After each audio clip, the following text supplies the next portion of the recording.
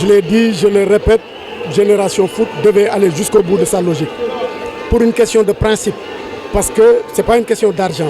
Ce n'est pas parce que la CAF a décidé de prendre en charge tous les frais afférents à ce match que Génération Foot va accepter de jouer. Moi, je pense que Génération Foot avait ici l'occasion d'entrer dans l'histoire. C'est-à-dire de tenir tête à la CAF. Parce que tout le monde sait que ce que la CAF a fait, c'est une forfaiture. C'est une vraie forfaiture.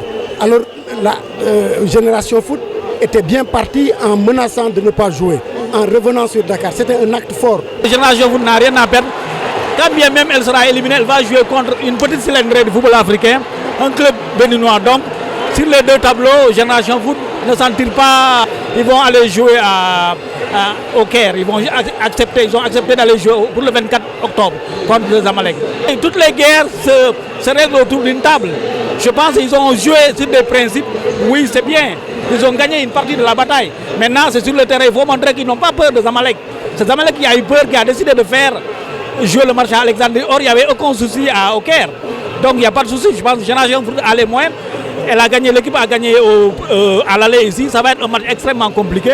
Mais oui, je pense que oui. Elle a gagné un premier combat quand même dans cette affaire-là. Bi ñu demee ba Égypte dellu si Dakar ne duñu jouer adduna bi yëpp yëgoon na lu xew parce que xam nañ ne CAF li mu def c'était pas normal.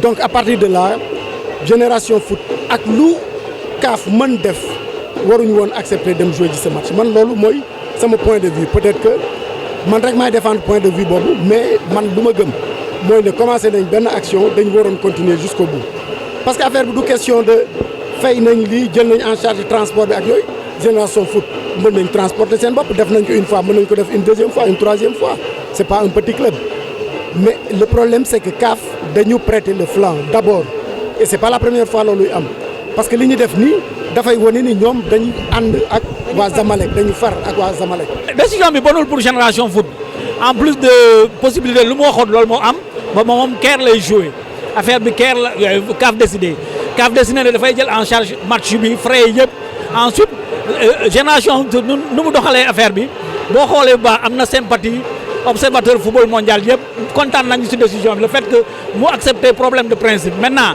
guerre bu amee ci table lañ koy régler léegi bon jël nañu CAF moo décidé jël en charge frais yëpp ensuite Génération Foot lu mu waxoon loolu la ñuy def c'est-à-dire jouer match bi Caire Génération Foot n'a rien à perdre mais vraiment lépp bon moom moo ci gën a am ndam franchement selon moi.